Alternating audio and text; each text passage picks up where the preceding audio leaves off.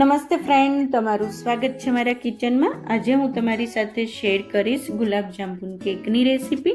આ ગુલાબજાંબુન કેક છે એ નોર્મલ આપણે ગુલાબજાંબુન બનાવીએ એના કરતાં ઓછા સમયમાં બની જાય છે, એની કરતાં ઓછી મહેનતમાં બની જાય છે અને એકદમ પરફેક્ટ એવો ટેસ્ટ નોર્મલ ગુલાબજાંબુન જેવો જ આવે છે. તો ફ્રેન્ડ્સ, આ ગુલાબજાંબુન કેક બનાવવાની શરૂઆત કરી દઈએ. ઘણાથી ગુલાબજાંબુન પરફેક્ટ ના બનતા હોય એના માટે આ એકદમ પરફેક્ટ રેસીપી છે. સૌથી પહેલાં એક વાસણની અંદર 3 કપ ગુલાબજાંબુન મિક્સ એડ કરી દઈશું. આ ગુલાબજાંબુન મિક્સ તમે કોઈ પણ કંપનીનું લઈ શકો છો. બજારમાં તમને આસાનીથી ઘણી અલગ અલગ કંપનીનું મળતું હોય છે, તો કોઈ પણ ગુલાબજાંબુન મિક્સ આપણે લઈ લેવાનું. 3 કપ એડ કરી દઈશું. 1 કપ આપણે ઝીણો રવો એડ કરી દઈશું, જે સોજી આવે એ એડ કરવાનો છે. 1.5 કપ આપણે ખાંડનું બૂરું એડ કરી દઈશું. ખાંડના બૂરુની જગ્યાએ તમે ઝીણી ખાંડ આવે છે એ પણ લઈ શકો છો. 1 ટેબલ સ્પૂન ઇલાયચી પાવડર એડ કરી દઈશું અને 1 ટીસ્પૂન આપણે બેકિંગ સોડા એડ કરી દઈશું. 1/2 કપ મેલ્ટ કરેલું ઘી એડ કરી દઈશું અને છેલ્લે આપણે 2 કપ દૂધ એડ કરવાનું છે. આ દૂધ આપણે રૂમ ટેમ્પરેચર ઉપર રાખેલું છે એડ કરવાનું છે. એકદમ ઠંડુ ફ્રીજમાંથી કાઢીને એડ નથી કરવાનું. તો 2 કપ આપણે દૂધ એડ કરી દઈશું. સરખી રીતે બધા જ ઇન્ગ્રીડિયન્ટ્સને મિક્સ કરી દઈશું. લમ્પ ના રહે એનું ધ્યાન રાખશું અને મિક્સ થઈ જાય એટલે એકદમ ફ્લફી અને હલકું એવું આ ગુલાબજાંબુન બેટર બનીને રેડી થઈ જશે.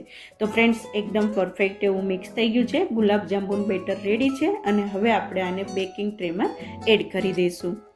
તો એના માટે એક બેકિંગ ટ્રે લઈ લઈશું. બેકિંગ ટ્રેની અંદર મેં બેકિંગ પેપર મૂકી દીધું છે, એને તેલથી ગ્રીસ કરી દીધું છે અને પછી એની અંદર અડધું ગુલાબજાંબુન બેટર છે એ આપણે એડ કરી દઈશું. આવી રીતે 2 બેકિંગ ટ્રે બની હતી એટલે અડધું બેટર મેં એડ કર્યું છે, અડધું બેટર બીજા બેકિંગ ટ્રેમાં એડ કરવાનું છે.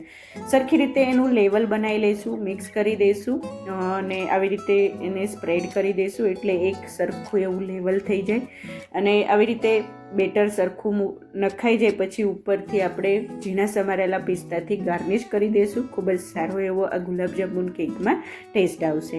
અને હવે આ ગુલાબજાંબુન કેક છે એ બેક થવા માટે રેડી છે. તો મેં પહેલેથી જ 180 ડિગ્રી ઉપર ઓવનને પ્રીહીટ કરવા મૂકી દીધું હતું. તો બંને ટ્રે આપણે ઓવનની અંદર મૂકી દઈશું અને આ ગુલાબજાંબુન કેકને 180 ડિગ્રી ઉપર 20થી 25 મિનિટ આપણે બેક થવા માટે રહેવા દઈશું. તો ફ્રેન્ડ્સ, જ્યાં સુધી ગુલાબજાંબુન કેક બેક થાય છે ત્યાં સુધી આપણે ખાંડનું સિરપ બનાવવાનું છે. જેવી રીતે આપણે ગુલાબજાંબુન ખાંડના પાણીમાં ડુબાડીને રાખીએ છીએ એવી જ રીતે આપણે ગુલાબજાંબુન કેકની અંદર ખાંડનું સિરપ નાખવાનું છે. તો એના માટે 2 કપ પાણી એડ કરી દઈશું.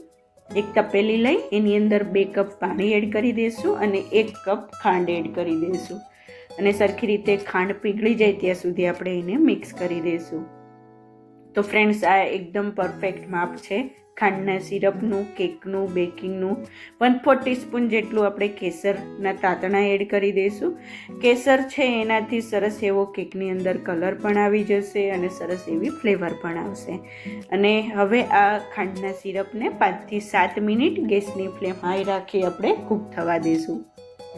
તો ફ્રેન્ડ્સ, યાદ રાખજો, આપણે ખાંડની ચાસણી નથી બનાવવાની, ખાંડનું સિરપ બનાવવાનું છે. જો ખાંડની ચાસણી બની જશે તો કેક છે એ હાર્ડ થઈ જશે. તો 5થી 7 મિનિટ આપણે આ ખાંડના સિરપને કૂક થવા દઈશું અને પછી ગેસની ફ્લેમ બંધ કરી દઈશું. બીજી બાજુ ચેક કરી લઈએ. ગુલાબજાંબુન કેક પણ સરસ રીતે બેક થઈ ગઈ છે. સરસ એવો બ્રાઉન કલર થઈ ગયો છે. ટૂથપીકની મદદથી ચેક કરી લઈએ. સરસ એવી ક્લિયર બહાર આવે છે એટલે અંદરથી પણ ગુલાબજાંબુન કેક છે એ બેક થઈ ગઈ છે. હવે ઓવનમાંથી બહાર કાઢી અને હવે આપણે આને કટ કરી લઈશું. તો ફ્રેન્ડ્સ, આવી રીતે તમને કોઈ પણ સાઇઝના તમને પસંદ હોય એ સાઇઝમાં કટ કરી લેવાનું. હું સ્ક્વેર પીસીસ કરી લઈશ અને આ ગુલાબજાંબુન કેક છે એ 2 ટ્રેમાં આટલા મેજરથી બની હતી. એકદમ પરફેક્ટ માપ સાથે બનાવશો તો એકદમ પરફેક્ટ એવી ગુલાબજાંબુન કેક છે એ બનીને રેડી થઈ જશે. હવે ગરમ ગરમ કેક ઉપર જ આપણે ગરમ ગરમ ખાંડનું સિરપ એડ કરી દઈશું. બધા પીસીસ ઉપર ઇક્વલ સિરપ લાગી જાય એવી રીતે આપણે એડ કરવાનું છે. તો આવી રીતે પહેલે બોર્ડરથી સ્ટાર્ટ કરશું, બોર્ડર ઉપર લગાડી દઈશું અને બધું સિરપ આપણે આ કેકની અંદર એડ કરી દઈશું. 10 મિનિટ આ કેકને આપણે રેસ્ટ કરવા માટે સાઈડમાં મૂકી દઈશું. 10 મિનિટ પછી ગુલાબજાંબુન કેક છે એ બનીને રેડી થઈ જશે. તો ફ્રેન્ડ્સ, આ ઇન્સ્ટન્ટ ગુલાબ જાંબુન કેકની રેસીપી કેવી લાગી મને ચોક્કસથી જણાવજો. ખૂબ જ ઓછા સમયમાં ગુલાબ જાંબુન જો તમારાથી એકદમ પરફેક્ટ ના બનતા હોય તો આવી રીતે માપનું ધ્યાન રાખી ગુલાબ જાંબુન કેક બનાવશો. પરફેક્ટ ગુલાબ જાંબુન જેવો જ ટેસ્ટ આવશે અને ખૂબ જ ઓછા સમયમાં આ ગુલાબ જાંબુન કેક છે એ બનીને રેડી થઈ જશે.